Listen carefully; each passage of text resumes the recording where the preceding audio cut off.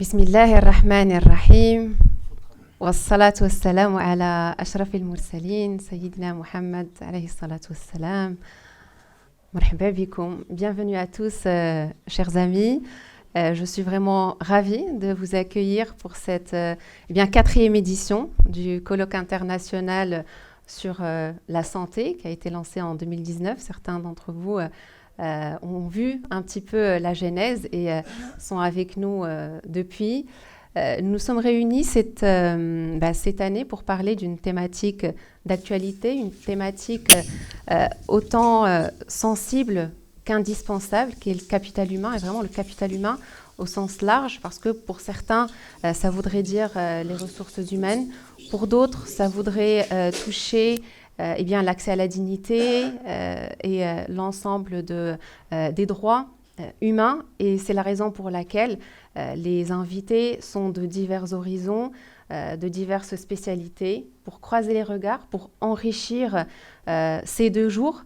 Nous avons fait le choix aussi de vous réunir un week-end à l'université. C'est assez atypique, mais l'intérêt, c'est vraiment passer du temps à travailler ensemble, à réfléchir et à produire un rapport qui sera réalisé en collaboration avec l'université, avec le conseil de la communauté marocaine à l'étranger, que je remercie de sa présence et en la personne de monsieur Driss Liazami, qui accorde une grande importance à déjà la diaspora, que je représente aussi humblement et que nous défendons, et puis l'humain et la santé.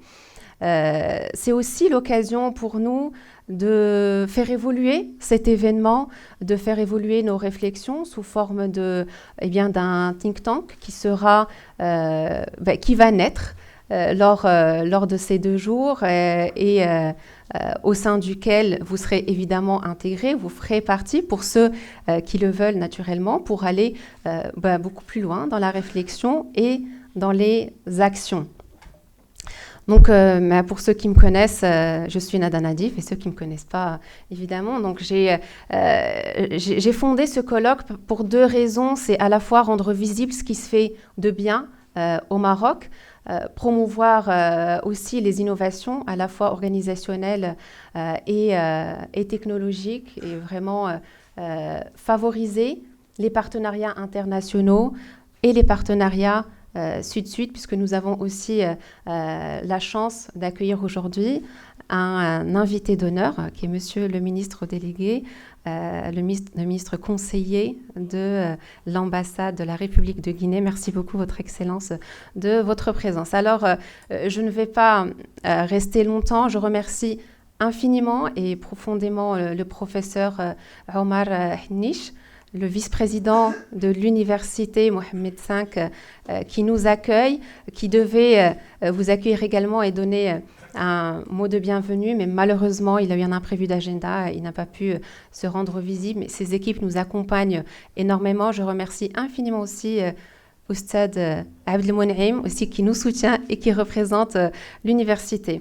Alors, sans plus tarder, je passe aux allocutions d'ouverture, à commencer par le monsieur que nous apprécions tous ici et que tous les MRE également apprécient parmi les autres instances, monsieur Driss Liazami.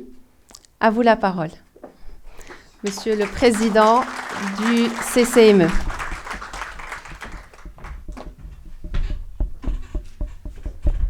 Merci Madame Nadif. Mesdames et messieurs, chers amis, merci de votre invitation et merci de cette initiative qui me permet, entre autres, de retrouver plein d'amis et plein de visages comme Selwardé, que je n'ai pas vu depuis 3 ans, avec lequel on a fait des choses lorsqu'il était ministre de la Santé. En tout cas, bienvenue et merci de cette initiative et merci de votre invitation. Ce colloque intervient, me semble-t-il, à un moment important dans notre histoire ici, au Maroc, puisque nous sommes face à un certain nombre de défis et face à un certain nombre d'interrogations sur la question des ressources humaines et de la santé. Comme vous le savez, et c'est le premier point que j'aimerais qu'on en retienne, Sa Majesté le Roi a lancé un très très grand chantier qui est un véritable défi et probablement un des chantiers de ce règne, qui est celui de la réforme ambitieuse du système de santé qui passe notamment par qui a été exposé dans 2 discours de Sa Majesté à l'ouverture des sessions législatives en 2020 et en 2023, le 9 octobre et le 13 octobre à l'ouverture de la session du Parlement, où il a annoncé la généralisation de la protection sociale. Ce grand défi est fondé sur, disons, et c'est important de le rappeler, sur l'article 31 de la Constitution marocaine de 2011, qui consacre le droit à la protection sociale et à la couverture santé. Donc c'est un droit constitutionnel depuis 2011. Les engagements internationaux du Maroc, notamment le pacte international relatif aux droits économiques et sociaux et culturels, qui est un engagement que le Maroc a signé depuis le début, un traité international des droits de l'homme que le Maroc a signé et ratifié au début des années 1990.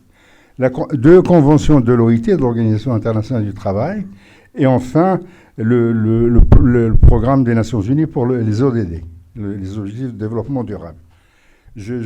Donc cette réforme est étalée sur les prochaines années jusqu'en 2025 et on lui a octroyé un budget prévisionnel de 51 milliards. Alors cette réforme vise à pallier des déficits structurels du système de santé au Maroc et s'appuie sur 4 piliers qui fondent cette réforme, à savoir la bonne gouvernance, la mise à niveau de l'offre sanitaire, la digitalisation du système de santé et enfin la valorisation des ressources humaines. Nous y sommes. C'est un des fondements essentiels aussi et des objectifs de cette réforme. Alors sur le plan où nous en sommes aujourd'hui, c'est-à-dire au moment où votre séminaire se tient, nous avons adopté 2 lois cadres qui sont déjà donc été adoptées par le Parlement marocain, la loi cadre 09-21 et la loi cadre 06-22. Il y a plusieurs projets de loi qui ont été aussi adoptés ou qui sont en cours d'adoption, qui passent notamment par la création de la Haute Autorité de la Santé. Donc la loi a été promulguée. L'Agence marocaine des médicaments et des produits de santé, et là aussi la loi a été adoptée en février 23. Un projet de loi qui a été adopté par le Conseil du gouvernement qui est devant le Parlement sur l'Agence marocaine de sang et de ses dérivés. Et enfin, qui est un élément essentiel de cette réforme, la création des groupements régionaux de la santé, la décentralisation du système de santé marocain, qui a été acté au niveau législatif, mais c'est un immense chantier, comme vous pouvez l'imaginer. Bien évidemment, cette réforme inclut aussi un très grand effort en matière d'équipement, avec des constructions ou des réhabilitations, tout un mouvement de réhabilitation. Je ne vais pas rentrer dans les détails, mais vous les connaissez probablement. Et donc, il y a aussi la création de plusieurs nouveaux CHU, la réhabilitation de très nombreux. Pour ceux qui sont à Rabat, les grues qui sont au niveau de l'Université internationale de Rabat, ou ici à Rabat, sont impressionnants et laissent présager, bien évidemment, un renforcement de l'effort de santé au Maroc. Néanmoins, dans ce contexte-là, se pose d'évidence la question qui est l'objet de ce colloque, qui est celle des ressources humaines. Alors, le premier élément, ce n'est pas à vous que je vais le développer, vous le connaissez, vous le vivez tous les jours, c'est la pénurie du personnel médical qualifié à tous les niveaux. C'est un immense... c'est pas Selwardi qui va me détromper, mais nous sommes devant une généralisation de l'effort de protection des Marocains.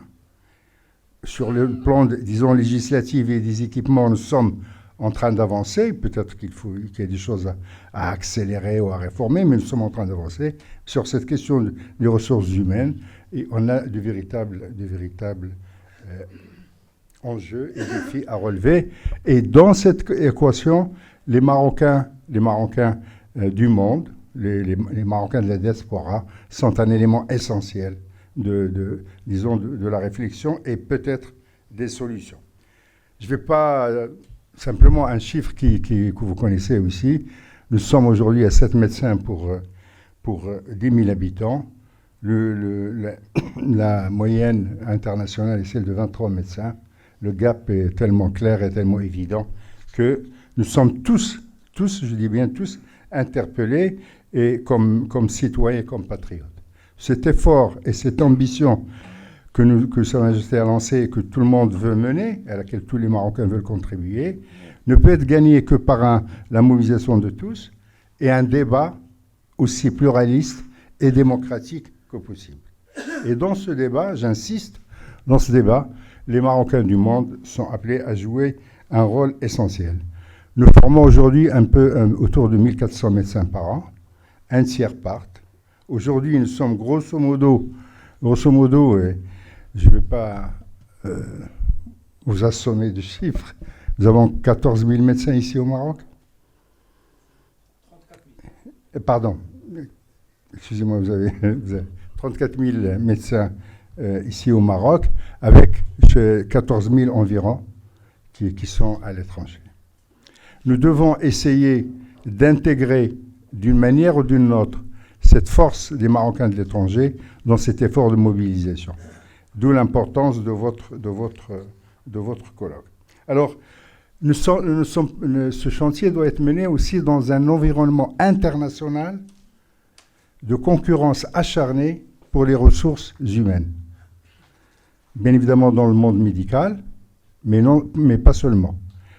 Aujourd'hui, la compétition pour la captation des ressources humaines très qualifiées ou parfois moins qualifiées au niveau international est une réelle donnée.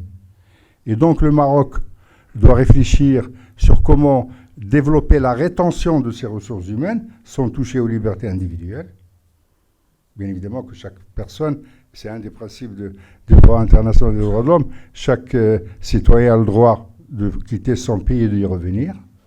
C'est un droit humain fondamental. Donc on doit développer des politiques volontaristes de rétention et en même temps, comme Sa Majesté d'ailleurs l'avait lancé, réfléchir comment on peut aussi, nous, avoir des politiques d'attractivité des compétences, qu'elles soient marocaines ou non. Donc c'est ça la question essentielle qui est posée. C'est pour ça que vos réflexions sont fondamentales. Les défis sont énormes, l'ambition est aussi énorme, mais en même temps, nous sommes dans un contexte international très, très compliqué. D'où, aujourd'hui, malgré tout le discours, nous allons publier une petite étude là-dessus dans quelques semaines, malgré tout le discours qu'il y a de rejet de l'étranger, tous les pays européens, je dis bien tous les pays européens et bien évidemment les États-Unis, ont des politiques d'attractivité des compétences, tous ces pays. Il y a d'un côté le discours politicien de rejet de l'étranger. Ceux qui suivent la campagne américaine qui vient des États-Unis le savent, ou ailleurs aussi, tous les jours. Mais tous les pays ont des politiques d'attractivité. C'est pour ça que le Maroc, c'est pour ça que vos réflexions sont importantes. Nous devons développer une politique d'attractivité des compétences dans ce domaine et dans d'autres domaines. On pourra dans la discussion revenir sur tout ce que les pays du monde font. Tous les pays du monde, je veux dire de l'Australie aux États-Unis, aux pays européens, font pour attirer les compétences et les ressources humaines dans le domaine de la médecine.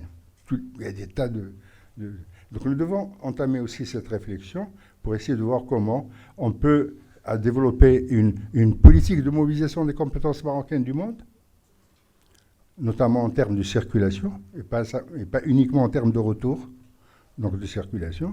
Nous devons aussi voir comment on peut développer une politique d'attractivité.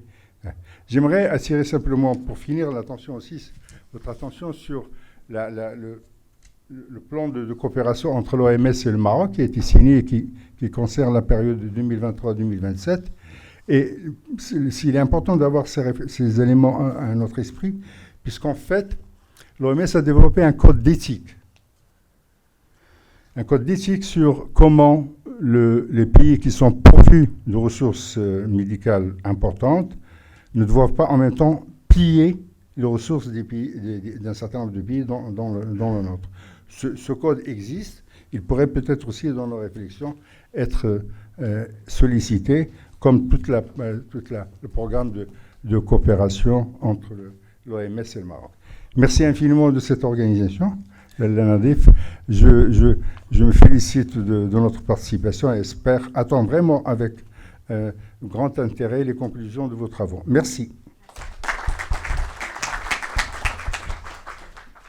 Merci beaucoup, Monsieur Liezami, pour ces mots sans langue de bois, évidemment, parce que c'est l'esprit de nos événements et c'est pour ça que nous sommes là, pour agir, pour réfléchir ensemble et faire avancer les choses pour notre pays et pour la santé